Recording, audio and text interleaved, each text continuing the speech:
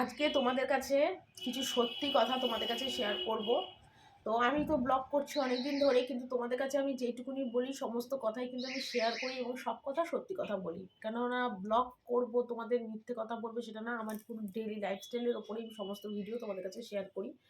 তো আমার প্রথমেই বলি, আমার এই লাইফস্টাইল যে ডেইলি লাইফস্টাইল যে ভিডিওটা করি, এটা কিন্তু আমার ফ্যামিলির কোনো সাপোর্ট নেই। মানে আমার হাজব্যান্ড, শাশুড়ি, ননদ কারোর সাপোর্ট নেই। মানে কেউ এগুলো পছন্দই করে না আমি ভিডিওটা করি, ঠিক আছে? কিন্তু তারপরে আমার মনের ইচ্ছা যে আমি এই ব্লগ করব, ভিডিও করব এবং এই ভিডিও থেকে আমাকে একজন সবাই চিনবে, আমার একটা নিজের পরিচিতি হবে, এইটা আমার মনের প্রচণ্ড ইচ্ছা। তো সেই কারণের জন্য আমার ইউটিউবে আসা। আর তার থেকেও বড় কথা, সত্যি কথা হলো, আমার ছেলের জন্যে আর আমার মার জন্যে মানে ইউটিউবে আসা। কারণ ইউটিউবে যদি আমি কাজ করতে পারি, ঠিক করে সফলতা পেতে পারি, তাহলে কিন্তু একদিন আমি ইউটিউব থেকে টাকা রোজগার করতে পারবো। আর তার জন্যই কিন্তু আমার ইউটিউবে আসা। তো অনেকে আসে টাকার জন্যে, কেউ আসে তার একটা ফ্যাশন ইচ্ছা। কিন্তু আমি সত্যি কথা বলছি, ইউটিউবে এসেছি আমি টাকার জন্যে, যাতে নিজের পায়ে দাঁড়াই এবং নিজে রোজগার করে মাকে আর ছেলেকে দেখতে পারি। তা আমার তো বাবা নেই, বাবা মারা গেছে 3 বছর। তো আমার জীবন যুদ্ধটা শুরু হয়েছিল আজ থেকে 8 বছর আগে, আমার শ্বশুর যখন মারা গেছিল তখন থেকেই আমার জীবনের সব থেকে কষ্ট নেমে এসেছিলো। আর 3 বছর ধরে আমার বাবা নেই, তখন থেকে আমার পুরোপুরি কষ্টটা নেমে এসছে। মানে কি বলবো, দুঃখের পাহাড়, কষ্ট, চিন্তা সব কিছু আমার নেমে এসছে। কারণ আমার বাবা মা, না আমার বাপের বাড়ি খুবই গরিব, ঠিক আছে? তো সেই কারণে আমার বাবা একটা টাকা ব্যাংকে রেখে যেতে পারেনি যে আমার মা সেখান থেকেই তার সমস্ত কিছু চালাবে। তো সেই কারণের জন্যে আমার মাকে আমারই দেখতে হয়। তো তোমরা হয়তো বলবে যে আমার মাকে আমি কীভাবে দেখি, নিশ্চয়ই আমার হাজব্যান্ডে দেয়? না, একদমই না।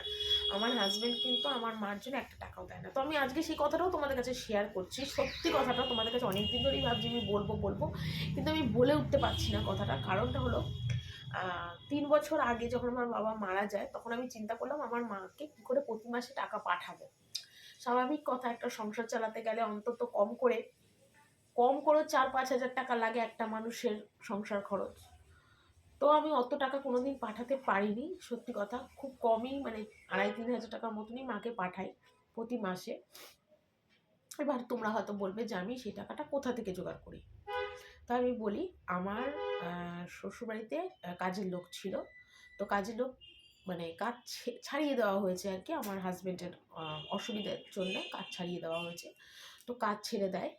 তো দেওয়ার পর আমি চিন্তা করলাম যে আমি যদি শ্বশুরবাড়িতে এই বাসন মাজার কাজটা আমি করি, তাহলে সেই টাকাটা তো আর কাজের লোক নেবে না, আমি পাবো। তো আমি একদিন আমার বুদ্ধি করে আমার হাজব্যান্ডকে বললাম, শাশুড়িকে বললাম যে তোমরা তো সেই কাজের লোক রাখলে টাকাটা পাবে, দেবে, কাজের লোককে টাকাটা দেবে।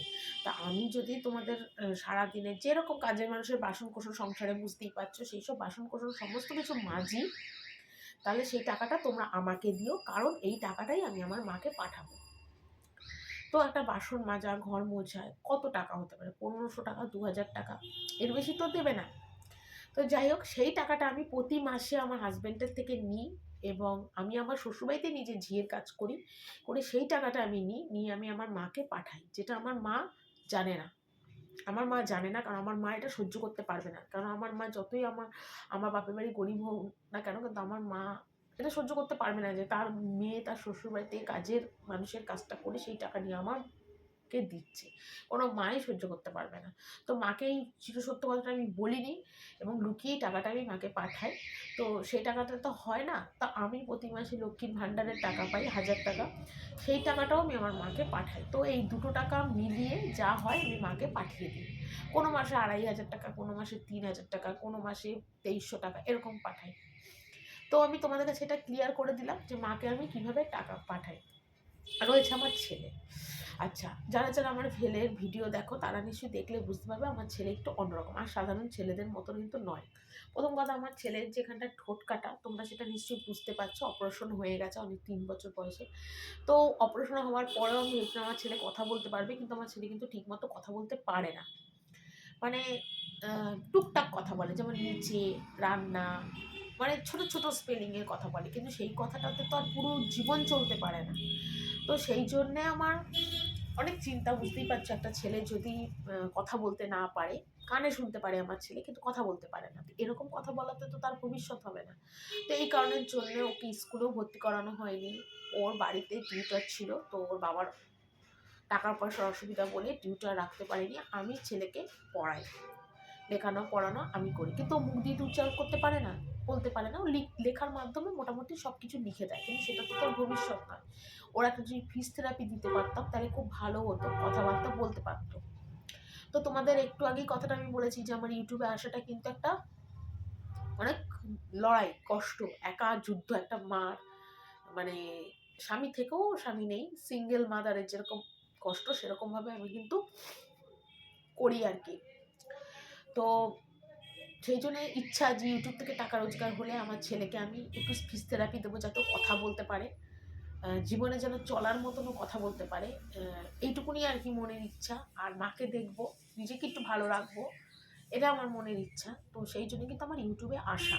তো আজকে তোমাদের যে কথাগুলো বললাম এগুলো কিন্তু চির সত্য কথা, এবং সম্পূর্ণভাবে সত্য কথা তোমাদের কাছে আমি শেয়ার করলাম। একটা কথা তোমাদের কাছে কিন্তু আমি মিথ্যে বলিনি, একটা কথা তোমাদের কাছে মিথ্যে বলিনি।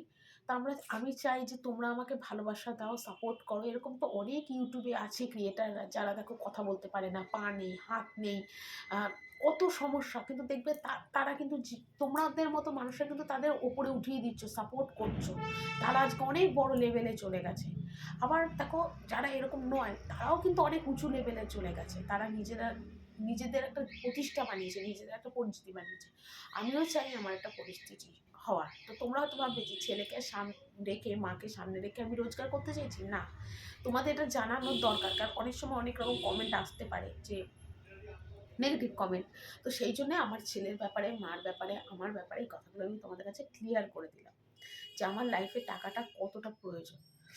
তো যাই হোক, আর আমার ছেলের ভিডিওটা তোমরা অনেক সময় দেখো, ছেলেকে ভিডিওতে আমি আনি, কারণ আমি আর আমার ছেলে ছাড়া কেউ ভিডিও করি না।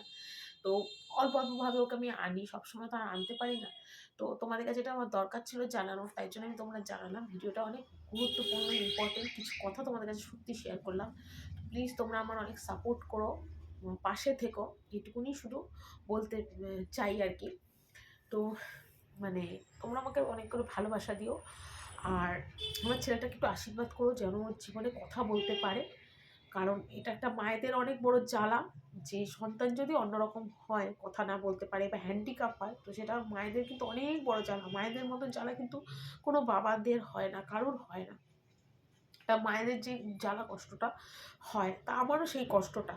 তো আমি অনেক দুঃখ কষ্ট নিয়ে কিন্তু ইউটিউবে আমার আসা, এবং আমি ইউটিউবে ভিডিও করি। আজ সবাই ফ্যামিলি সাপোর্ট পেয়ে কত ওপরে উঠে যায়, কিন্তু আমাকে তো কেউ সাপোর্ট করার নেই। আমি একা একাই যতটা পারি ভিডিও করি, তোমাদের কাছে শেয়ার করি। তা আমি চাই তোমরা আমাকে সাপোর্ট করো, ভালোবাসো, এইটুকুনি আমার বলার ছিল। আজকে আমি তোমাদের কাছে সেটা ক্লিয়ার করে দিলাম। তো প্লিজ তোমরা আমাকে তো একটু সাপোর্ট করো, ভালোবাসা দিও, পাশে থেকো, এইটুকুনি তোমাদের কাছে চাই, হাত জোর করে তোমাদের কাছে শুধু এইটুকুনি চাই, ব্যাস।